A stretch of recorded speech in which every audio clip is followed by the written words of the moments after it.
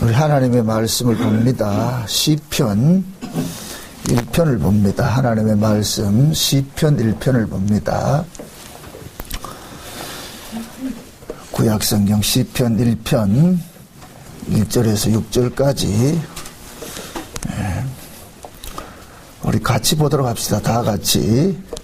복 있는 사람은 악인의 길을 쫓지 아니하며 죄인의 길에 서지 아니하며 오만한 자의 자리에 앉지 아니하고 오직 여호와의 율법을 즐거워하여 그 율법을 죄하로 묵상하는 자로다. 저는 시냇가에 심은 나무가 시절을 쫓아 과실을 맺으며 그 잎사귀가 마르지 아니함 같으니 그 행사가 다 형통하리로다. 악인은 그렇지 않으며 오직 바람에 나는 겨와 같도다. 그러므로 악인이 심판을 견디지 못하며 죄인이 의인의 회중에 들지 못하리로다. 대저 의인의 길은 여호와께서 인정하시나 악인의 길은 망하리로다. 아멘. 기도합시다. 아버지 하나님, 다사다난했던 2014년도를 보내고 이제 2015년 첫 주일로 저희들이 모였습니다. 하나님, 올 한 해 우리가 하나님 앞에 무엇을 구하고 무엇을 찾고 무엇을 두드려야 할지 오늘 이 한 시간 말씀을 통하여서 깨닫는 마음을 허락해 주옵시기를 원합니다. 주님 오실 때 가까운 때에 우리가 과연 무엇을 위하여 올 한 해를 또 정진하여야 될 것인가 말씀을 통하여서 잘 깨달아지게 하셔서 시작부터 신발끈 동요 매고 마치 출애굽하는 백성들이 지팡이를 들고 허리에 끈을 메고 쓴나무를 먹고서 출애굽을 했듯이 올 한 해 우리 주 예수 그리스도의 십자가의 그 피 뿌리심의 그 복음으로 인하여서 또 한 해를 시작할 수 있는 마음들 갖게 도와주시옵소서. 말씀을 통하여서 은혜를 입게 하시고 그 말씀이 늘 우리의 심령 속에 다름질하게 하여 주셔서 우리가 관념적인 예수가 아니라 그 예수가 실제 살아서 우리 안에서 역사하고 함께한다는 그 신앙이 올 한 해 우리 안에서 이루어질 수 있도록 주께서 도와주시옵소서. 이 한 시간도 말씀하여 주시옵소서. 종들이 듣겠습니다. 하늘문 여시고 예비하신 것으로 함께 충만케 하여 주옵시기를 원하옵고 그리스도 되신 예수님의 이름으로 기도합나이다. 아멘. 흔히들 이제 새해라고 그럽니다. 새해라고. 세상 속에서는 새해라 할 수가 있겠죠. 그러나 우리가 1년이라는 이 사이클을 통해 가지고서 하나님은 자기 백성들이 영원히 도래할 그 하나님 나라를 미리미리 이렇게 준비하게 하신 것이라 저는 그렇게 생각을 합니다. 이 역사라는 것은 시작과 끝이 있으니까 2014년도는 지나간 그런 과거가 되고 또 지금 2015년도는 이제 미래가 되겠죠. 그러나 우리는 신자들은 이 땅에서 미래를 현재로 살아가는 사람들이 신자들이에요. 다시 말해서 우리는 창세전에 그 세계에서 우리가 이리 왔잖아요. 왔으니까 우리는 뭡니까? 미래에 속한 사람. 우리 역사에서는 미래가 되는데 이미 우리는 구원론적인 입장에 봤을 때는 우리는 뭡니까? 미래에서 현재를 지금 살아가고 있단 말이죠. 그래서 신자들 일컬어 가지고서 뭡니까? 역사 속에서 묵시로 사는 자들이다. 다른 말로 영적으로 사는 사람들이다. 영적으로 사는 사람들. 그래서 오늘 이제 새해 첫날이니까 우리가 시편 1편을 통해 가지고서 복 있는 사람이 누구냐, 복 받은 사람이 어떤 사람이냐. 세상 사람들은 복을 좋아합니다. 이번에도 뭡니까 1월 1일 그 해맞이 한다고 해가지고 간절고세 방송 중계도 하고 그렇게 했잖아요. 간절고세 같은. 그 해를 보면서 뭘 빌잖아요. 뭘 빌었을까요? 모두가 비는 것은 하나 빠지지 않는 게 있어요. 다 비는 게 뭐냐? 건강이거든요. 건강하고 그다음에 돈 잘 벌게 해달라는 거죠. 그죠? 예, 다 현세적인 것이잖아요. 현세적인 거. 그렇게 세상 사람들이 생각하는 복이라는 것은 이 땅에서 필요한 현세적인 것이고 그 다음에 물질적인 것이에요. 왜 그러냐면은 그 사람들에게는 그 가치관 자체가 현세적이고 물질적일 수밖에 없기 때문에 그렇단 말이죠. 그러나 신자는 다르겠죠. 신자는 묵시에 속한 사람이 역사에서 산다 그랬어요. 그럴 것 같으면은 신자는 비록 역사에 있지만은 역사에 속한 그런 복을 구하는 자가 아니라 묵시에 속한 복을 구하는 자가 돼야 되겠죠. 예. 그 묵시에 속한 그 복이 뭐냐 그걸 알아야 된단 말이죠. 그래서 우리가 이 시편 1편을 우리가 보면은 육적으로 보게 될 것 같으면 또 육적으로 이해를 한단 말이죠. 그러나 이 이야기는 육적으로서 우리가 이해를 하게 될 것 같으면은 우리 쪽에서 어떤 복을 따내는 것으로 이렇게 이해를 할 수가 있는데 그러나 성경은 그런 이야기를 하지 않아요. 오늘 복 있는 사람은 이 이야기라는 것은 뭐냐면은 우리가 어떻게 하면 복을 받는다 그런 개념이 아니거든요. 이미 우리는 뭐냐 복을 받았어요. 복을 받았다니까. 그게 이미 우리는 복을 받은 자로서 이 땅에 살고 있단 말이죠. 그래서 그 복 받은 자들이 이 땅에서 어떤 모습으로 살아갈 것인가 그것은 성경을 이야기를 해주고 있단 말이에요. 성경은 우리가 어떻게 하면은 구원을 해주고 어떻게 하면 복을 준다는 건 없어요. 모두 하나님께서 우리에게 일방적으로 구원을 해주셨고 복을 주신 거예요. 그래서 오늘 이 복 있는 사람은 악인의 길을 쫓지 아니하며 죄인의 길에 서지 아니하며 오만한 자의 자리에 앉지 아니하고 하는 이 이야기는 우리가 이렇게 해야 복을 받는다 그런 개념이 아니에요. 그래서 복 있는 사람이라는 이 이야기는 뭐냐면은 자 여기 복이라는 이 단어가 뭐냐면 아시레이라는 이 이야기를 하는데 그 다음에 이 재미있는 것이 복 있는 사람은 이야기를 하는데 하이시라 그런단 말이에요. 아시레이 하이시 이 얘기는 뭐냐면은 복을 가진 그 남자란 뜻이에요. 우리가 창세기 1장에 볼 것 같으면 남자와 여자가 나오잖아요. 이게 남자를 일컬어서 이시라 그러고 남자에서 나온 여자를 일컬어서 이샤라 그런단 말이죠. 그래서 여기 지금 시편 1편에서 말하는 복 있는 사람은 이야기를 할 때 하시레이 하이시 이렇게 하면서 뭐냐면은 그 사람의 복이요. 그 남자의 복이요. 그렇다면 그 남자의 복. 그럼 이걸 우리식으로 이야기를 할 것 같으면 어떻게 되느냐? 그 남자로부터 복을 받은 사람은 복이 있다는 거예요. 그 남자로부터 그 남자의 복. 그 남자가 누구겠어요? 한 남자가 있어. 그 누구겠어요? 예수님이죠.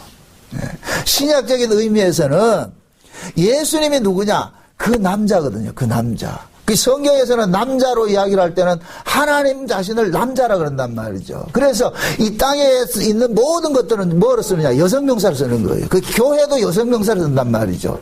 우리 신자들도 여성명사를 쓰는 거예요. 그래서 우리는 전부 뭐가 되느냐? 여자란 말이죠. 그럼 여자는 누구의 사랑을 받는 거예요? 남자의 사랑을 받잖아요. 남자의 사랑을. 그래서 우리가 성경에서는 예수님을 신랑이라 묘사를 하고 우리 교회를 뭐로 묘사하고? 신부로 이렇게 묘사한단 말이죠. 신부로. 그러면은 하나님께서 한 남자, 그냥 남자가 아니고 그 남자예요. 그 남자. 그 남자를 이 땅에 보내셨단 말이죠. 그럼 그 남자라는 얘기는 이미 이전에 뭔가 약속된 그 사람이라는 얘기죠. 그 사람. 그럼 그 이전에 약속된 그 사람이랄 것 같으면 뭐겠어요? 창세전에 약속하신 그분이죠. 창세전에 약속하신 그분. 그래서 창세전에 약속하신 그분이 누구냐? 예수님이란 말이에요. 예수님. 그래서 예수님께서 이 땅에 오실 때에 무엇으로 왔느냐? 아들로 오는 거예요. 아들로. 아들이 뭐예요? 남자지요. 그죠? 그러니까 그 하나님의 아들로서 이 땅에 예수님께서 오신 것은 그 아들로 왔다는 얘기는 누구를 상대를 하고 있느냐?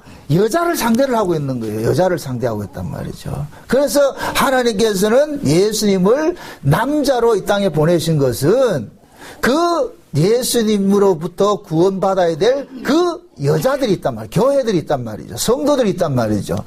그들을 구원하기 위해서 예수님께서 오신 거예요. 그래서 복이라는 것은 우리가 흔히 말하는 물질 돈을 많이 벌고 건강하고 그거 성경은 전혀 그런 걸 복이라고 하지 않아요. 성경이 말하는 복은 뭐냐? 예수님 자신이 복이에요. 하나님 자신이 복이라니까.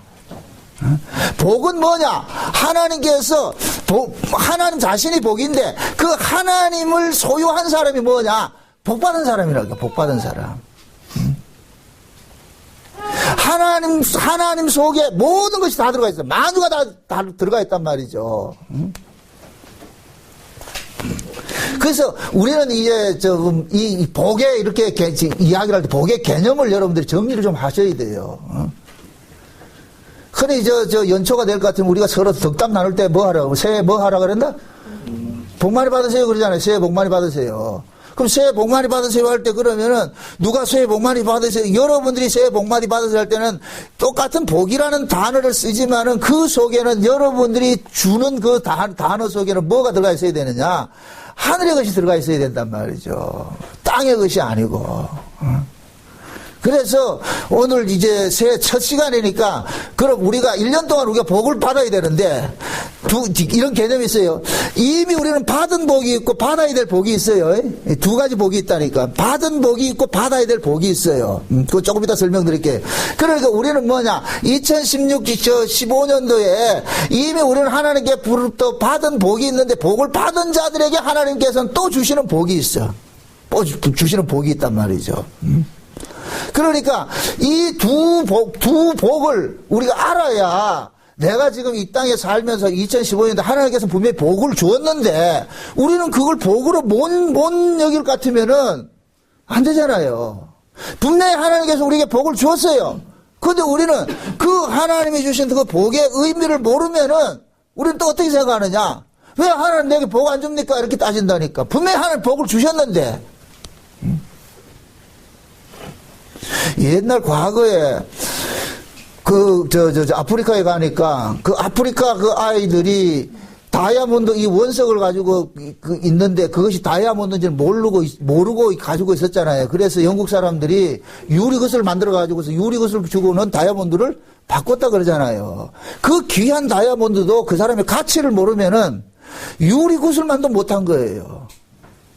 우리가 하나님께서 우리에게 주신 복이 그렇다니까. 엄청난 복을 주셨는데, 근데 그 복을 우리가 깨닫지 못할 것 같으면은, 우리는 늘 하나님 앞에 징징거린다니까. 하나님 하게 된단 말이죠. 왜 하나님, 저 사람은 저렇게 복을 주는데 왜 나는 복을 안 줍니까? 그러니까 복이라는 것은 예수님 자신이 복이에요. 하나님 자신이 복이에요. 그러니까 우리가 예수를 우리가 믿는 사람, 예수를 받은 사람은 이미 우리는 뭐를 받았다? 복을 받았지요. 복을 받은 사람이라는 말이에요. 그러니까 성경이 말하는 것은 복을 받은 사람에게 복을 이야기를 해주는 거예요. 복을 받은 사람에게. 이미 너희들은 복을 받은 사람이다. 그래서 성경에서는 이 복을 이야기를 할 때 두 가지 의미로 얘기를 해요. 두 가지 의미로. 바라크라고 이야기를 할 때가 있고, 그 다음에 아샤르라고 이야기를 할 때가 있어요. 그러니까 바라크라고 하는 이 복은 뭐냐면은, 이것은 법정적인 것을 어떤 칭의에 관한 거예요. 하나님께서 우리를 의롭게 해준 것을 복이라 그런단 말이죠. 우리는 원래 죄인이에요. 죄인이었는데 예수 그리스도의 핏부림을 통하여서 하나님께서 우리를 뭐 했냐? 의롭다 여겨주시는 거예요. 우리가 의인이 아니에요. 이걸 잘 이해하시라고. 우리는 원래 죄인인데 하나님께서 의롭다 여겨주셨다니까. 그러니까 의롭다 주신 것은 하나님께서 우리를 의롭다 여겨주시는 데는 어떤 근거를 가지고 여겨주신단 말이죠. 그럼 하나님께서 어떤 근거를 가지고 여겨주시느냐? 그 아들의 핏부림을 통해서 의롭다 여겨주시는 거예요. 흔히들 우리가 그러잖아요. 우리가 구원은 공짜라 이러지 않잖아. 구원은 공짜. 아니에요. 하나님 입장에서는 구원이 공짜가 아니에요. 우리가 받은 구원은 공짜가 아니에요. 하나님께서는 우리를 구원하는데 그 아들의 피값을 가지고서 우리를 구원을 했다니까. 그래서 예수님께서는 우리를 구원을 할 때 예수님의 몸값을 지불을 한 거예요. 그래서 우리는 공짜로 받은 게 아니라니까. 하나님은 우리를 구원하는 것이 공짜로 한 것이 아니에요. 그 아들을 내어지고 우리를 구원을 했단 말이죠. 우리 입장에서는 뭡니까? 한 것이 없으니까 공짜가 되겠죠. 우리 입장에서는. 하나님 입장에서는 공짜가 아니라니까. 그러니까 우리 입장에서는 뭐냐? 하나님께서 예수님의 핏부림으로 우리에게 거저 주어진 것이니까 우리는 그것을 공짜로 여기고 은혜라 그러는데, 그러나 우리가 알아야 되는 것은 뭐냐? 내가 구원을 받는 것은 그냥 아무 공로 없이 그냥 공짜로 주어진 것이 아니고 예수라는 핏값을 지불하고서 내가 구원이 됐구나. 그러니까 진짜 구원받은 사람들에게는 항상 뭐가 남아있어야 되느냐면, 내가 구원받기 위해서 누가 죽었다? 예수님이 죽었다. 예수님이 죽었다. 그 아들이 죽었다. 그 아들이. 그 남자가 죽었다면 그 남자가. 응? 그럼 예수님께서는 아무나 위해서 죽었습니까? 자기 신부를 위해서 죽었습니까? 자기 신부를 위해서 죽었죠. 자기 신부를 위해서 죽었죠. 그러니까 자기 신부를, 예수님은 자기 신부를 위해서 죽으셨으니까 그 자기 신부, 예수님의 신부된 사람들에게는 항상 뭐가 남아있어야 되느냐면은, 나는 예수님의 죽음 때문에 내가 구원을 받았다는 이 사실을 항상 짊어지고 있어야 된다니까. 이걸 놓치면 안 돼요. 여러분들, 타락이라는 것은 죄다. 타락이라는 것은 이 사실을 놓치는 것이 죄고 타락이에요. 우리가 흔히 생각할 땐 죄다, 죄의 개념이라는 것은 세상이 말하는 죄의 개념이 있고 성경이 말하는 죄의 개념이 있단 말이죠. 세상이 말하는 죄의 개념은 세상이 정한 기준인데 그 세상이 정한 기준은 윤리도덕이에요. 그러나 성경이 말하는 기준은 뭡니까? 예수 그리스도, 예수 그리스도. 하나님 앞에 예수님만 참이고 예수님만 옳음이고 예수님만이 아버지 앞에 의가 된다니까. 의가 돼. 그래서 예수 안에 있는 것이 하나님 앞에 의가 되고 예수 바깥에 있는 것은 불의가 되는 거예요. 불의가 되는 거예요. 그러니까 예수님께서 하신 이 일을 우리가 그것을 내가 의지하고 사는 것이, 그것이 곧 뭐냐? 하나님 앞에 예배하는 것이고 하나님 앞에 하나님이 우리에게 베푸신 그 은혜를 보답하는 거예요. 시편은 보세요. 시편은 뭐냐면 전부 뭐냐? 구원받은 사람들이 그 받은 은혜에 대하여서 토해내는 것이 시편이에요. 시편. 그래서 시편은 감사와 찬송이라. 감사와 찬송은 깨달음이 없으면 절대로 나오지 않아요. 그래서 시편 1편에서 우리는 뭐라 그러냐? 복 받은 사람은, 그 남자로부터 복을 받은 사람은 뭐 하느냐? 주야로 뭐 한다? 말씀을 묵상한다 그러죠. 왜 주야로 말씀을 묵상하느냐면은 우리가 이 말씀을 통하여서 우리가 어떤 자였고 어떻게 우리가 구원을 받았고 하나님께서 나를 구원하기 위해서 어떤 대가를 지불하셨는가, 이것을 알게 된단 말이죠. 그러니까 구원받은 사람들은 우리가 구원을 받는 것은 단회적인 것이 맞아요. 단회적인데, 그러나 그 단회적으로 끝나면 안 되고, 그래서 계속해서 뭐하냐? 이 땅에서 뭐냐? 계속해서 반복적으로 나타나줘야 된다니까. 그래서 말씀이 필요한 거예요. 말씀이. 이 말씀을 통해서 우리는 뭐 하느냐? 내가 이런 자였는데, 본질상 내가 진노의 자식이었는데 예수님의 핏부림 때문에 내가 뭘 받았다? 용서받고 사는구나. 그것은 많이 깨달으면 많이 깨달을수록 감사가 깊어지겠죠. 찬양이 깊어지겠죠. 그래서 시편 기자는 그러는 거예요. 죽은 자는 찬송하지 못한다 그래. 죽은 자는. 저는 올 한 해 여러분들이 진짜 좀 하나님의 그 은혜의 깊이와 넓이와 높이의 그 풍성함들을 좀 알아가기를 원해요.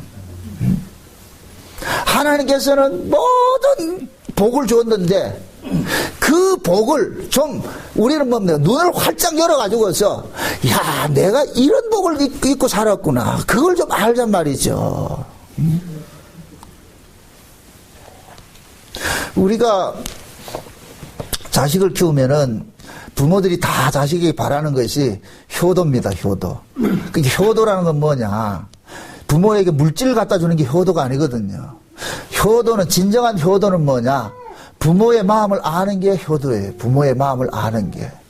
그러니까 부모의 마음을 아는 것에 따라서 그것이 뭐 물질도 오게 되고 말이죠. 다른 것이 부수적으로 오는 거예요. 그러니까 첫째는 뭐가 되느냐? 부모님의 그 은혜를 깨닫는 것으로부터 출발을 해야 된다니까. 그러니까 부모님의 은혜를 깨닫는 것으로부터 출발을 할 때는 그 다음에 따라오는 부수적인 것들은 전부 뭐가 되느냐? 감사거리가 되는 거예요. 감사거리가. 예? 감사거리가 된다니까. 그런데 부모의 은혜를 깨닫지 않고서 주어지는 것들은 그것은 하나님 뭐가 되느냐? 뇌물이 되어버린다니까요. 뇌물이. 자기 의가 되어버린다니까. 그래서 부모님들이 자식들이 언제 기쁘냐면은 부모의 은혜를 알 때예요. 아이고 이 자식들이 이제 그래도 지들이 그냥 자란 것이 아니고 부모의 은혜를 알고 이렇게 자랐다는 그것을 깨달아 갈 때 그때 부모들 기쁘거든요. 하나님도 마찬가지예요. 우리가 만만의 수양과 천천의 강수 같은 그 기름들을 우리가 들고 하나님 앞에 나가서 하나님 이거 받으세요. 물론 하나님께서 그런 걸 가져온다고 하나님께서는 그것을 뭡니까? 거부하고 그러지는 않아요. 그런데 중요한 건 뭐냐면은 왜 이게 왔느냐 이거. 왜 이게 왔느냐.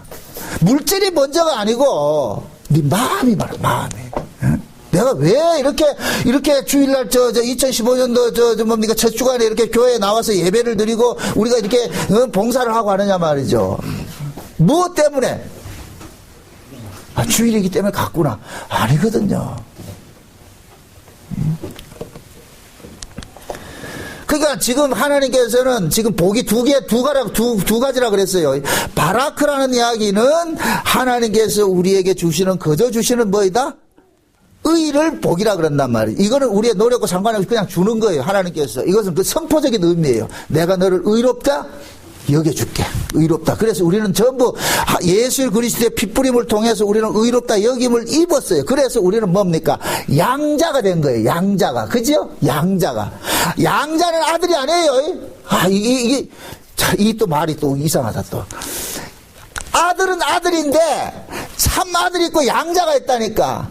양자는 아들이 아닌데 양자로 아들로 인정을 해준 것이 양자잖아요. 아들이 원래 아들이 아닌데 아들로 인정을 해주는 거예요. 그게 양자라니까.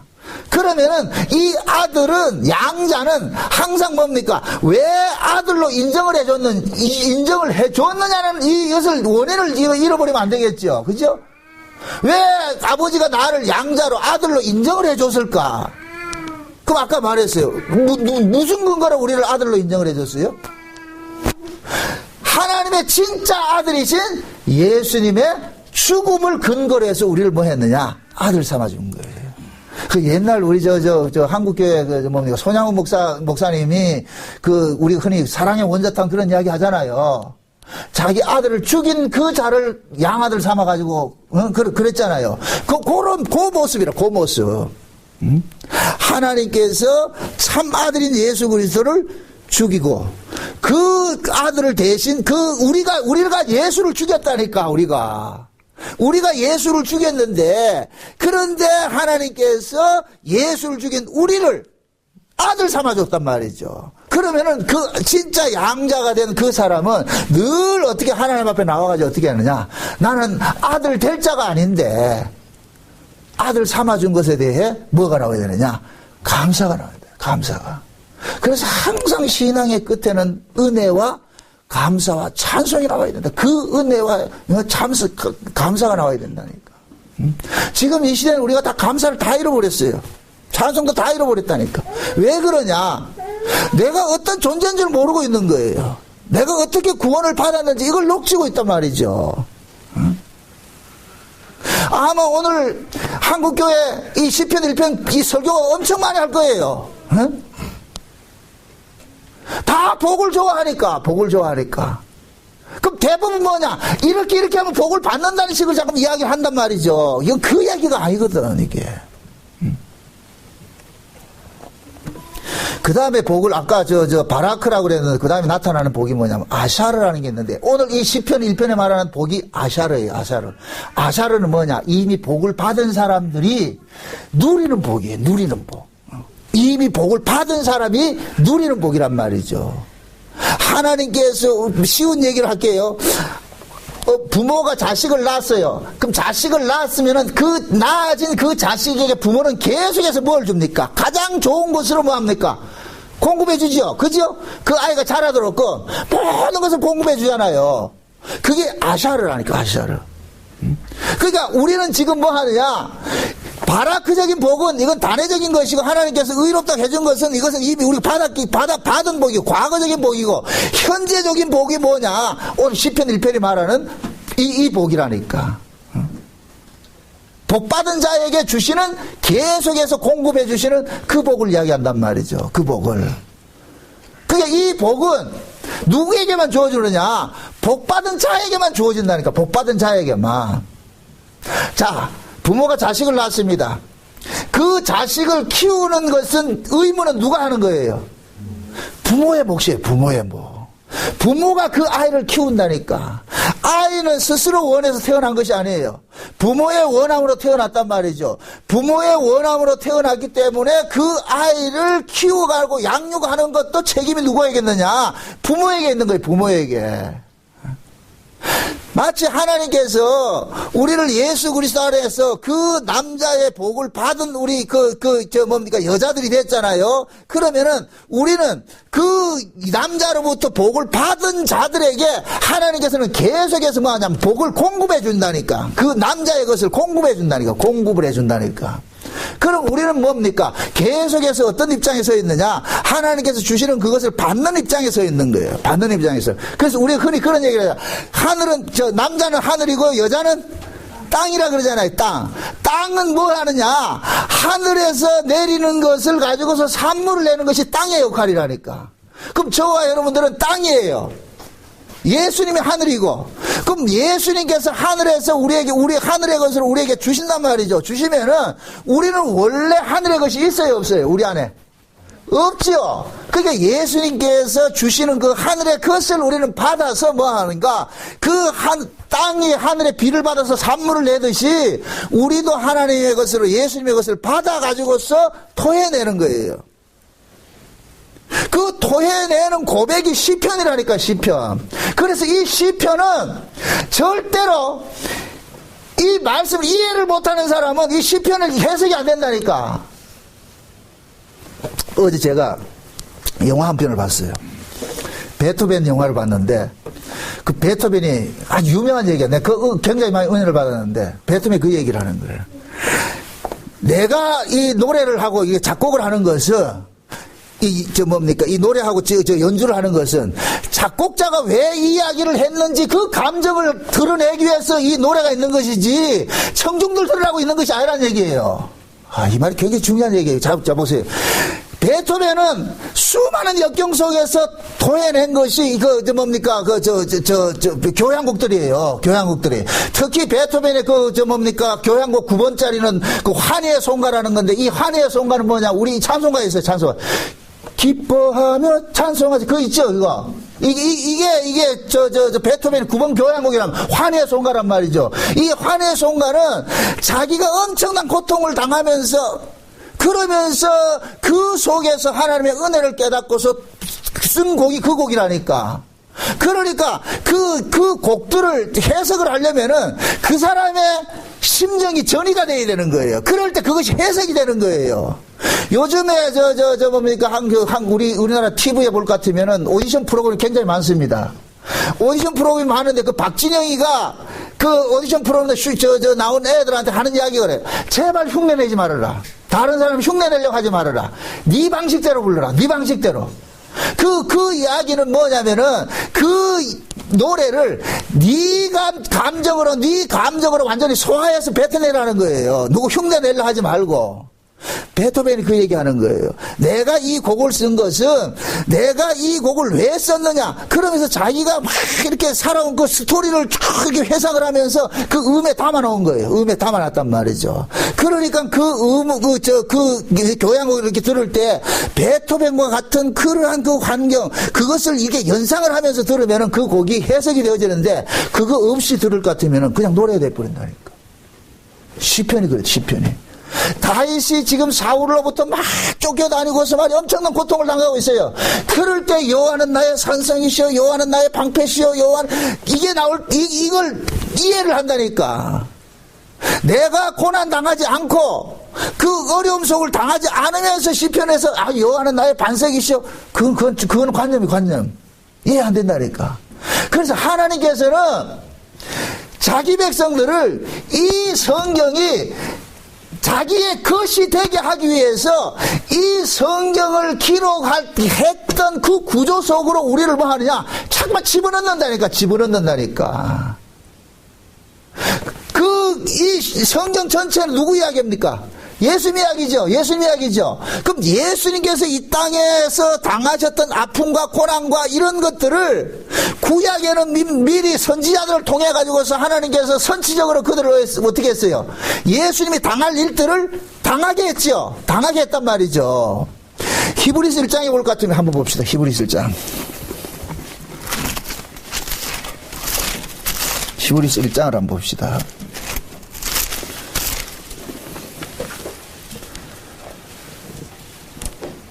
히브리서 1장 1절부터 1절 2절 봅시다. 1절 2절 같이 한번 봅니다.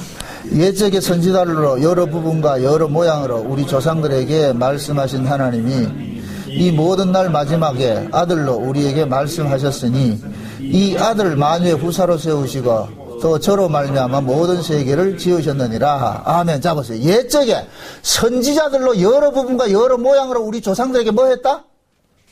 말씀했다 그러죠. 그러니까 구약에 일어났던 했던 선지자들이 하는 이 일들이 선지자의 행동 하나하나가 전부 뭐 하느냐? 하나님의 말씀이라니까. 선지자들이 행동 하나 하는 것이. 그런데 그 말씀들이 누구를 이야기하는 말씀이에요? 그 아들이죠, 그 아들. 그래서 예수님께서 이 땅에 오신 것은 그 뭐냐? 구약의 선지자들의 증거를 받았다 그러는 거예요. 예수님께서 오셨는 것은 구약의 이미 예수님께서 이 땅에 오셔서 당하실 그러한 일들을 구약의 선지자들을 통해서 하나님께서 미리 예표적으로 뭐 했다? 보여주셨다는 거예요. 보여주셨다는 거. 그래서 지금 우리가 창세기를 강의를 하면서도 그 창세기 속에서 나오는 인물들을 전부 누구와 대입을 시킵니까? 예수님과 대입을 시키는 거예요. 예수님 이야기를 지금 그들을 통해서 이야기를 해주고 있다니까. 그러니까 그 구약의 선지자들이 토해내서 쓴 이야기가 성경이란 말이죠. 그럼 신약도 마찬가지잖아요. 신약의 성경은 누가 썼어요? 사도들이 썼죠, 사도들이. 그럼 사도들은 어떤 고난 속에 집어넣어졌어요? 예수님 때문에 예수님의 고난 속에 집어넣어졌잖아요. 그 예수님의 고난 속에 집어넣어져서 그들이 토해낸 것이 성경이라니까, 성경. 그래서 이 성경은 전부 뭐하냐? 예수님의 고난 속에 응축이 되어 있단 말이에요. 예수님의 고난이 이 성경 속에. 그러면은 하나님께서는 이 성경을 이해되게 하기 위해서는 자기 백성들을 어떤 식으로 간섭을 하느냐면은 예수님이 당하신 그 고난 속에 우리를 집어넣었을 때에 비로소 고난 속에 들어가서 성경이 보았을 때는 그 성경이 그냥 과거에 편안할 때 보여지는 성경하고 전혀 달라진다니까. 이해됩니까? 여러분들이 내가 핍박받고 고난받고 그 속에서 성경을 봐야 될 때 그 성경이 새롭게 보인다니까, 새롭게. 그래서 하나님께서는 이 성경이 실제 나의 스토리, 내 이야기가 되게 하기 위해서 나로 하여금 성경에 성경을 기록했던 그 선지자들이나 예수님께서 당하신 그 아픔 속으로 우리를 뭐 하느냐? 밀어넣는 거예요. 밀어넣는 거예요. 이게 복이라니까, 이게 복. 이걸 아샤르라는 복이라 그러는 거예요, 복. 그러니까 지금 시편 1편에 뭐라 그래요? 복 받은 사람은 어떻게 한다 그래요? 주야로 여호와의 율법을 뭐 하고? 묵상하고. 그 다음에 어떻게 해요? 복을 받은 사람은 버릴 것이 있고 취할 것이 있어요, 취할 것이. 그래서 복 있는 사람은 어떻게 한다? 악인의 꾀를 어떻게 하고? 쫓지 않고, 오만한 자리에 앉지 않고. 그러니까 지금 뭐 하는 거예요? 하나님께서 자기 백성들에게 하나님의 은혜를 주세요. 하나님 생명을 주신단 말이죠. 주시고 나면은 하나님의 생명은 반드시 우리에게 다가올 것 같으면은 우리의 옛 생명을 죽이는 식으로서 다가오신다니까. 이게 중요한데. 하나님의 생명은 우리하고 여기서 공생하는 관계가 아니고 우리의 것을 잡아먹으면서 하나님의 생명을 퍼뜨려요. 이게 하나님께서 예수의 생명이 우리 안에서 우리의 생명을 삼키는 식으로 일을 한다니까. 삼키는 식으로. 그러면은 예수님의 생명이 우리의 생명을 삼킬 때 우리는 뭐를 당하느냐? 아픔을 당하는 거예요. 아픔을 당하는 거예요. 그래서 예수님께서는 항상 우리에게 올 것 같으면은 뭘 하느냐? 과거의 나를 죽이는 식으로 일을 하는 거예요. 죽이는 식으로. 그래서 성경에서 그러잖아요. 너희가 그리스도와 함께 살리심을 받았으면 뭘 찾으라? 땅에 뭐를 죽이라? 지체를 죽이고 위의 것을 찾으라 그러죠. 위의 것을. 땅의 것을 죽이라는 얘기, 죽이고 위의 것을 찾으라 그러잖아요. 그럼 우리가 선호하는 것이 위의 것이에요, 땅의 것이에요? 땅의 것이죠. 우리 육신은 땅의 것을 좋아한다니까. 땅의 것을 한마디로 말해서 등 따시고 배부른 걸 좋아한다니까요. 평안하게 우리가 행복하게 사는 걸 원한단 말이에요. 인간은 이 육신은 뭐냐, 등 따시고 배부를 때 행복하다 느끼는 거예요. 내가 등 따시고 배부를 때 행복하다 느낀다니까. 그런데 하나님께서 우리에게 주시는 복은 뭐냐, 육신의 복이 아니고 하늘의 복인데, 이 하늘의 복은 반드시 우리 육신을 깨뜨리면서 주어지신단 말이죠. 그러니까 하나님께서 우리에게 주시는 그 복은 우리 인간 입장에서는 복으로 여겨지지 않는 거예요. 도리어 뭐로 여겨지느냐, 저주로 여겨진다니까. 여러분들 보세요. 구약의 이스라엘 백성들이 최고의 복이 뭐냐, 가나안에서 바벨론으로 포로된 것이 복이에요. 우리는 그렇게 생각할 때 가나안에 사는 게 복이라 생각하죠? 아니에요. 그들이 바벨론 포로 되었을 때 비로소 뭐를 깨닫느냐, 하나님의 은혜를 깨닫는 거예요. 포로가 되어 보니까, 야, 우리가 하나님 앞에 엄청난 은혜를 입고 살았구나. 그걸 아는 거예요. 그래서 하나님께서 가나안 땅에 집어넣었다가 가나안 땅에서 빼내심을 입고, 빼내심을 입은 그들을 다시 뭐 하느냐, 포로된 자들을 다시 회복시키는 일을 하자. 이게 구원의 뭐예요? 메커니즘이잖아요.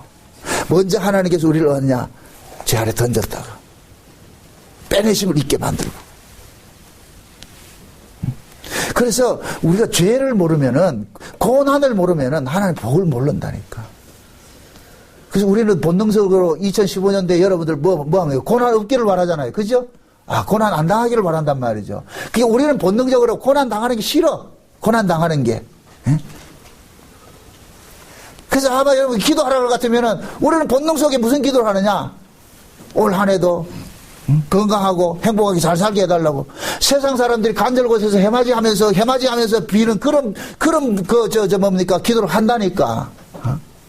그럼 하나님께서 우리 안에서, 성령이 우리 안에서 그런 기도는 기각시켜버리고, 야, 이놈아, 그거는 세상 사람들이 구하는 기고, 네가 구할 것은 아니라는 거예요. 그래서 하나님께서 우리 안에서 말할 수 없는 탄식으로 우리를 또 대신 기도하고 계시잖아요. 기도할 때 우리를 뭐 하냐, 누구의 그 형상을 본받게 하기 위해서 기도하겠어요? 그리스도의 형상을 본받게 해서 기도하겠죠. 그럼 그 그리스도의 형상이 우리에게는 뭐 또 이걸 또 오해한다. 그리스도의 형상을 본받으라 그러니까 내가 그 사람이 뭡니까, 악당이 개가 천사 돼가지고 천사 되는 걸 생각하는데, 그런 것이 아니고, 예수님의 생명이 우리 속에서 넘치면 넘칠수록 우리는 뭐냐, 우리 옛사람 뭐냐, 후패해지는 거예요. 그 사도 바울이 그러잖아요.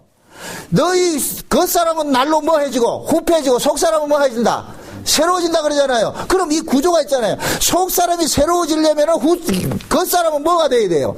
후패해야 되겠죠. 다시 생각합니다. 곡식이 땅에 떨어졌어요. 그러면은 그 곡식이 땅에서 싹을 내서 이것이 자라려면은 반드시 흙의 토양, 이 양분을 뭐 합니까? 먹어야 되잖아요. 먹어야 된단 말이죠. 그럴 것 같으면은 흙의 입장에서는 씨가 떨어지는 것 같으면 유익이 됩니까? 손해를 봅니까? 자기 것이 씨앗을 빼앗기는 일들이 일어나죠. 예수님께서 우리 안에 오실 것 같으면은 우리는 밭이에요. 예수님께서 씨로 오셨다니까. 그럼 예수님께서 씨로 오셔가지고서 우리를 이게 밭으로 사용을 하는데, 그럼 그 예수님의 씨가 자라기 위해 가지고서는 반드시 뭐가 필요해요? 토양, 양분이 필요하잖아요. 그럼 예수님의 씨가 우리 속에 들어올 것 같으면은 그 씨가 우리 이 육신이라는 이것을 뭡니까? 빼앗아가면서 씨가 발을 한다니까. 그래서 복 있는 사람은, 그 남자의 복을 받은 사람은 두 가지 현상이 나타나는데, 어떤 게 나타나느냐? 악인의 길을 쫓지 않는 모습으로 나타나고, 그 다음에 의인의 길에 서는 모습으로 나타나는 거예요. 응? 쉬운 얘기를 들읍시다. 제가 지금 만약에 서울로 가려고, 서울로 갈 것 같으면은 이쪽이 서울이고 이쪽이 부산이에요. 그러면은 내가 지금 여기 서 있는 데서 서울 쪽으로 내가 향하면 향할수록 부산은 점점 가까워진다, 멀어진다? 멀어지겠죠. 그와 마찬가지라니까. 우리가 예수 그리스도의 생명이 우리 속에 넘친 바 되면은 그 예수님의 생명이 나를 잠깐만 잠식을 해가기 때문에 점점 우리의 생명들은 후패해진다니까요. 우리가 이 땅에서의 내가 가지고 있는 그런 욕심이라 내 소망이라든가 이런 것들은 잠깐만 뭐하냐, 차압당해지는 식으로 하나님께서 일을 해가신다니까. 그럴 때 우리가 이것을 일컬어서 뭐라 그러냐, 고난이라 그런다. 고난.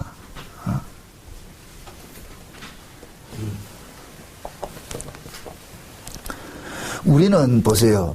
하나님께서 우리 안에서 일을 하실 것 같으면은 하나님의 것을 심고자 하잖아요. 예를 들어서 어떤 사람이 전쟁을 했어요. 전쟁을 해가지고서 내가 이 전쟁을 해서 저쪽 성읍을 내가 이겼단 말이죠. 함락을 시켰어요. 그러면은 그 성읍을 누구의 것으로 만들려고 합니까? 만들겠어요? 승리한 사람의 것으로 만들려고 하겠죠. 그죠? 이쪽의 사람이, 우리가 이 전쟁의 역사를 보세요. 전쟁의 역사를 볼 것 같으면은 항상 이긴 자, 승리한 자가 그 진자들에게 지배하잖아요. 지배할 때 어떤 걸 무엇을 집어넣습니까? 이긴 자의 것을 가지고 집어넣잖아요. 우리 과거 일제 식민지 시절에 일본 놈들이 한국에 와가지고서 누구 문화를 이 한국에도 심어넣어요? 일본 문화를 심어넣는 거예요. 모든 것도 일본 걸 심어넣는다니까. 그와 마찬가지로 예수님께서 우리 안에 오실 것 같으면은 우리의 것을 제거시켜버리고 누구의 것을 심어넣느냐? 예수님의 것을 심어넣는 거예요. 그래서 그 예수님의 것을 심어놓는 이 일을 오늘 본문에서 뭐라 그러냐? 복이라 그러는 거예요. 복. 예수님께서 우리 안에서 예수님의 형상을 드러내는 일들을 자꾸만 하게 하신다니까. 예수님의 형상을 드러내는 일들을 하게 한다니까. 그래서 시편이 말하는 이 복은 신약식으로 이야기를 할 것 같으면은 예수님의 성품적인 복들이 되는 거예요. 그러니까 이 복이 우리에게는 기쁨으로 안 오잖아요. 지금 여러분들의 표정이 그렇다니까. 하나 안 기쁘다니까. 우리가 바라는 건 뭐냐? 그래도 새해 첫 시간에 뭔가 소망도 주고 말이죠. I can do it 말이죠. 뭔가 좀 이런 것들 긍정적인 요소를 줘야 되는데 그 긍정을 전부 빼버리고 뭐 이러니까 살 맛이 안 나잖아. 살 맛이 안 나. 그러니까 우리가 흔히 그런다. 아이고 이럴 바에 말을 예수 믿는다. 예수 믿을 것도 없지.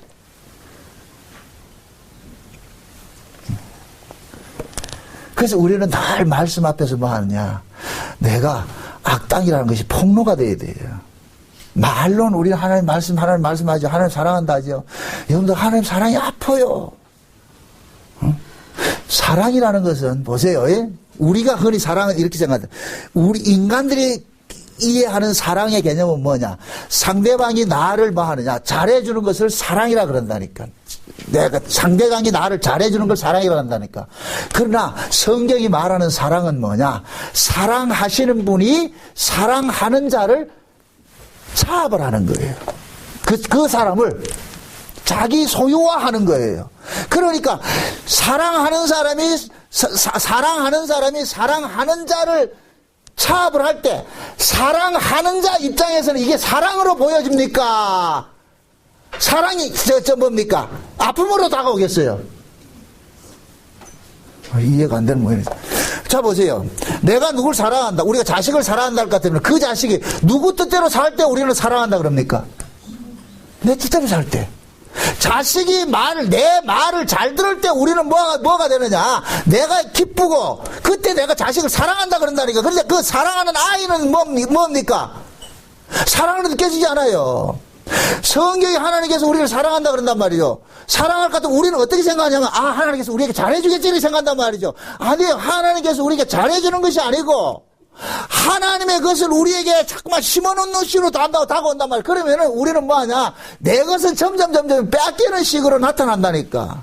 그래서 하나님의 사랑은 우리에게 다가올 것 같으면은 아픔으로 다가오는 거예요. 아픔으로. 이게 사랑이라니까. 사랑. 이걸 조영필이가 알고 노래했잖아요. 누가 사랑을 아름답다 했나? 아니에요. 사랑은 아름다운 게 아니라니까. 사랑은 아프다니까. 우리는 흔히 그래요. 부부간에도 마찬가지예요. 아내가 내 말을 잘 들을 때 우리는 사랑한다 그런단 말이죠. 아내가 내 말 안 듣는 아내를 사랑하는 사람이 있다 없다? 몰라, 우리 항대섭이는 그래 하려는가? 내 말을, 아내가 내 말을 안 듣고 속을 새기는데 내가 사랑하는 그런 사람 없다니까. 우리는 사랑 이럴 것 같으면은 항상 내 편한 쪽에 생각해서 사랑이라고 한다니까. 근데 하나님 사랑 다르다니까. 하나님은 절대로 손해보는 분이 아니에요. 이거 아시라고. 절대로. 하나님은 반드시 준 것은 찾아내신다니까. 찾아내신다니까. 왜 우리가 신앙생활이 감사와 찬송과 이런 예배로 나타나느냐? 하나님께서 준 것을 뭐 하느냐? 받아내는 거예요. 내가 줬잖아. 내가 준 것을 너 받았으면 뭐 하냐? 돌려내라는 거예요. 그게 뭡니까? 감사와 찬송이라니까. 찬송. 그게 예배 모습으로 나타나는 거예요. 억지로 내가 와가지고 주일날이니까 교회 와서 예배 드린다. 그 개념이 아니고, 야, 내가 너한테 은혜 줬잖아. 그러니까 그 은혜가 우리를 강권해가지고서 어떻게 하느냐? 이 자리에 나오게 하는 거예요.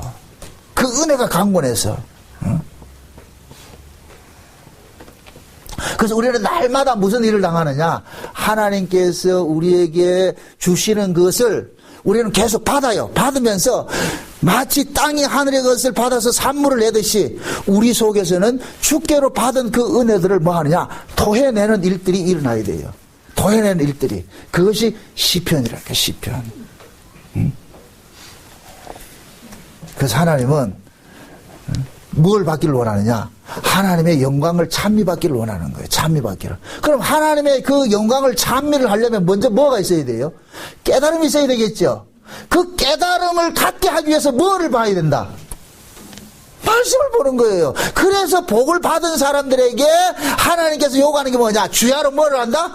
묵상하게 하는 거예요. 하나님의 복을 받은 사람은 특징이 뭐냐? 하나님의 말씀을 묵상하게 돼 있다니까. 그 하나님의 복 속에 그게 들어가 있다니까. 하나님의 말씀을 묵상을 한다. 하나님의 말씀을 묵상을 하다 보니까 내가 이렇게 하나님의 은혜를 많이 받고 사는구나 하는 것을 깨달으니까 뭐가 나오느냐? 감사가 나오는 거예요. 이게 선순환이 이루어지는 거예요. 선순환이. 그러니까 하나님의 은혜를 많이 받으면 받을수록 그 사람은 점점 하나님의 말씀을 가까이 하게 돼 있어요. 가까이 하게 돼 있어요. 그 여러분들이 혹여 하나님 말씀이 듣기 싫고 하나님 말씀이 멀어진다는 얘기는 그 사람은 지금 뭡니까? 사막의 떨기나무 같이 뭡니까? 비록 지금은 살아있다 할지라도 그 떨기나무에 물기가 공급이 되지 않을 것 같으면 점점 뭐 하느냐? 메말라지는 거예요. 메말라진다니까. 하나님께서는 생명을 주시고 나무를 한 그릇 심어놨어요. 심어놨기 때문에 하나님은 그 나무가 잘 자라기 위해서 뭐를 계속 공급해준다? 물을 공급해주는 거예요. 물을 공급해준단 말이죠. 그러니까 그 나무가 건강하게 잘 자라는 나무일수록 뭐를 계속 요구를 합니까? 물을 요구하겠죠. 물을. 그 우리도 마찬가지야. 하나님께 은혜를 입은 사람은, 하나님께 복을 받은 사람은, 그 복 받은 사람들은 늘 뭐 하느냐? 하나님의 은혜를 사모한단 말이에요. 사모한단 말이죠. 사모하게 돼 있어요. 그래서 그런 사람들은 하나님의 말씀을 늘 가까이 하게 돼 있는 거예요. 그게 특징, 그게 시편 1편의 이야기를 하니까. 복 받은 사람은, 그 남자의 복을 받은 사람은 늘 뭐 한다? 주야로 뭘 한다? 하나님의 말씀을 묵상하는 거예요. 왜 하나님의 말씀을 묵상하겠어요? 그 하나님의 말씀을 통하여서 내가 어떤 은혜를 입고 사는지를 우리는 깨닫는 거예요. 아까 제가 처음 서두에 얘기했잖아요. 하나님께서 우리에게는 엄청난 복을 줬어요. 엄청난 은혜를 줬어요. 근데 우리는 그 은혜를 우리는 제한적일 수밖에 없어. 우리 수준으로밖에 이해를 못하는 거예요. 그래서 우리 수준을 잠깐 넓히라는 거예요. 지경을 넓히라는 거예요. 에베소서 봅시다. 에베소. 사도 바울이 기도한 내용이 나옵니다. 에베소서 3장 14절입니다. 사도 바울이 기도한 그 내용이 납니다. 3장 14절에서 19절까지 봅시다. 19절까지 같이 봅니다. 다 같이.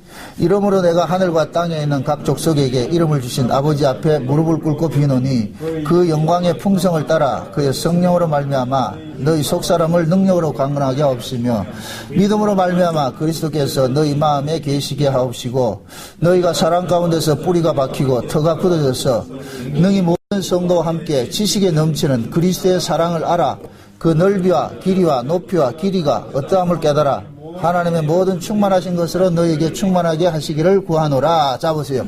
지금 바울이 무릎을 꿇고 지금 기도하고 있는 거예요. 바울이 기도하는 게 예수님이 기도하는 거예요. 우리를 위해서 기도하는 것과 똑같은 거예요. 예수님이 지금 우리를 위해서 기도하는데 무슨 기도를 하느냐? 야 울산 목회교회 성도들아, 내가 너희들에게 엄청난 은혜를 줬는데 그 은혜를 너희들은 지금 깨닫는 것은 지극히 미미하니까 그것을 좀 많이 알기를 바란다 그러는 거예요. 많이. 그래서 너희들의 마음의 눈이 밝혀져 가지고서 하나님께서 우리에게 베푸신 그 구원의 은혜가 얼마나 크고 얼마나 넓고 얼마나 중요한가 이걸 좀 깨닫게 하는 거예요. 그렇게 이게 많이 깨달아지면 깨달아질수록 그 사람은 뭐냐? 심지가 굳게 박히는 거예요. 심지가 흔들림이 없다니까. 우리가 하나님의 은혜에서 자꾸만 멀어지는 것은 뭐냐? 하나님의 그 은혜를 깨닫는 것이 얕기 때문에 그러는 거예요. 그러니까 흔들린다니까. 하나님의 은혜를 우리가 많이 깨달으면 깨달을수록 그 사람은 이 땅에 살아가면서 당하는 그런 아픔들 이런 것들을 넉넉히 이겨내요. 그래서 좋은 신앙은 자꾸만 하나님께서 산전수훈을 겪는 신앙으로 끌고 간다니까. 산전수훈을 겪는 신앙으로. 그래서 하나님의 사랑을 많이 입은 사람일수록 이 세상에서는 삶이 고달프고 아픈 것으로 나타나는 거예요. 그러니까 고달프고 아픈 그 모습 속에서 그들은 뭐를 배워가느냐? 하나님의 그 은혜와 사랑을 그 깊이를 깨달아가는 거예요. 깨달아간다니까. 그래서 우리 생각에는 많이 고난받고 힘들어하는 사람이 떠날 것 같지만은 안 그래요. 반대 현상이 일어난다니까. 반대 현상이. 왜 그러냐? 하나님은 자기 백성들을 이 땅에서 다스려가는 방식이 예수님의 운명으로 다스려가기 때문에 그런 일들이 일어나는 거예요. 그래서 바울이 그러는 거예요. 지금 이 바울이 이 서신서를 쓸 때 초대교회 그 얼마나 아팠습니까? 예수 믿는 것 때문에 힘들고 아팠단 말이죠. 예수 믿는 것 때문에 말이죠. 가서 재산을 빼앗기고 말이죠. 그 다음에 잡히면 죽임 당하는 이러한 구조 속에 있을 때에 바울은 그러는 거예요. 하나님께서 너희의 마음의 눈을 밝혀 열어가지고서 너희가 받은 그 은혜가 얼마나 크고 중요한지, 너희가 받은 그 구원이, 얻은 구원이 어떤 것인지를 그걸 좀 알기를 원한다는 거예요. 그것만 알아질 것 같으면 지금 현재 당하는 이 아픔들은 아픔이다 아니다? 아닌 거예요. 아픔이 아닌 거예요. 그래서 하나님은 힘든 과정 속에 고난 속에 집어넣어놓고 뭐를 주시냐? 하늘의 은혜를 주세요. 하늘의 은혜를 주신다. 그래서 그 고난 속에서 하나님의 은혜를 받게 될 것 같으면 그 은혜가 그 고난을 고난으로 보지 않게 만든다니까. 그게 하나님 자기 백성들을 다뤄가는 방식이라니까. 방식. 전 여러분들이 2015년도에 환경과 어떤 모든 이 세상의 어떤 그런 모습 속에서 이것을 초월하면서 살기를 바라요. 가치 자체가 물질적 가치에서 영적 가치로 여러분들이 좀 사고들이 좀 바뀌기를 바랍니다. 그래서 여러분들의 삶 속에 비록 내 삶이 힘들고 고달프다 할지라도 그것 때문에 여러분들이 약해지지 말고 그 속에서 도리어 하나님의 은혜를 보는 눈들이 좀 확 열려져 가지고서 야, 내가 지금 이 땅에 사는 것이 비록 내가 이렇게 아프고 내 삶이 조금 힘들고 어렵다 할지라도 이것이 내가 하나님의 은혜를 더 깨닫고 하나님의 사랑을 많이 깨달아 가는데 하나님께서 지금 이 세상의 아픔들을 사용하고 있으니까 도구로 사용하고 있다는 이 사실을 깨닫고서 그래서 여러분이 당하는 그 아픔 속에서 여러분들의 삶이 그 속에서 감사와 찬송이 나오기를 바라요. 하나님 왜 이랬습니까? 나는 왜 이렇게 사는 게 힘듭니까? 이렇게 하지 말고 그 살기 힘든 속에서도 하나님의 은혜가 야, 내가 지금까지 살아온 것이 하나님의 은혜였구나. 이 과정 속에 내가 만약에 편안했을 것 같으면 하나님의 은혜를 알았겠느냐. 내가 어렵고 힘드니까 하나님의 은혜를 알게 됐구나. 주님의 사랑을 조금이라도 깨닫게 되는구나. 그걸 알기를 바란다니까. 좋은 신앙은 다른 거 없어요. 좋은 신앙은 하나님 은혜를 많이 아는 게 좋은 신앙이라니까. 그래서 바울은 그러는 거예요.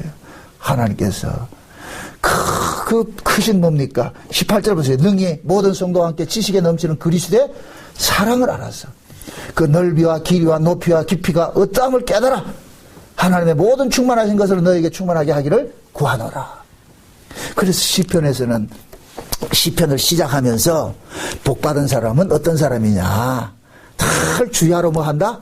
하나님의 말씀을 묵상한다.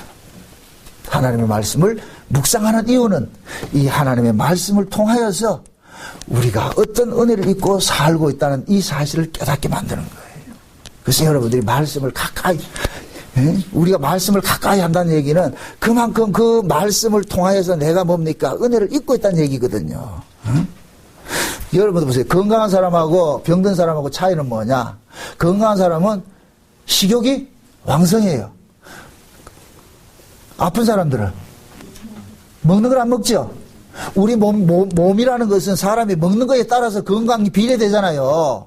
식욕이 왕성하다는 얘기는 그만큼 건강하다는 얘기고, 밥을 안 먹는다는 얘기는 그만큼 쇠하다는 얘기예요. 병들었다는 얘기예요. 우리 신앙도 마찬가지예요. 건강한 사람은 하나님의 말씀을 가까이 한다. 하나님의 말씀을 듣기를 잘 한다니까.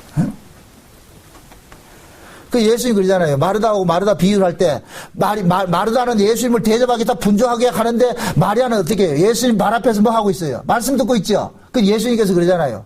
마르다 그러잖아요. 그 자기 동생 보고 좀 나무래라 그러니까 예수님께서 얘는 좋은 걸 택했다 그러잖아요. 좋은 걸. 좋은 게 뭐예요? 말씀 듣는 거. 주님의 말씀 듣는 거. 그게 시편이, 여러분들이 이 시편 이야기들이 그냥 그 성경 속에 있는 시편이 아니라 여러분들이 시편을 쓰셔야 돼, 이제. 시편을 쓰셔야 된다니까.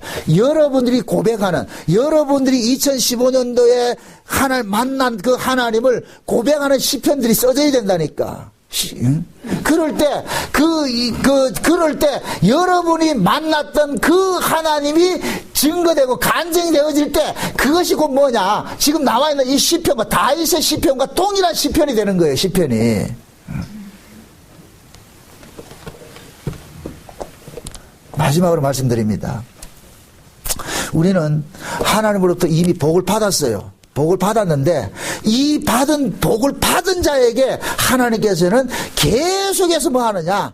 그 복 받은 사람이 복의 사람으로서 이 땅에서 살아가기 위해서 계속해서 하늘에 있는 그것의 복을 공급을 해주신단 말이에요. 공급을 해주신단 말이죠. 그럼 그 복을 많이 받으면 받을수록 그 사람은 뭐 하느냐? 이 땅에서의 삶이 뭐 하느냐? 은혜와 감사와 찬송이 많이 일어나는 거예요. 부디 당부드립니다. 여러분들 은혜와 감사와 찬송은 여러분들의 삶의 환경이 좋아서 나오는 것이 아니에요. 하나님의 은혜를 깨닫는 것에 비례해서 나온다는 거예요. 비례해서. 그럼 그 하나님의 은혜를 어떻게 깨닫느냐? 말씀을 통해서 깨닫는 거예요. 말씀을 통해서. 그래서 여러분들이 올 한 해는 하나님의 말씀을 더 가까이 해서 그 말씀을 통해서 내가 지금 어떤 은혜를 입고 있는지 이 사실들을 좀 많이 깨달아서 많이 감사하고 없음 속에서도 찬송이 나오고 감사가 나오는 그러한 한 해가 되시기를 주의 이름으로 축원드립니다. 기도하십시다. 아버지 하나님 감사합니다. 우리는 다 복을 받았습니다.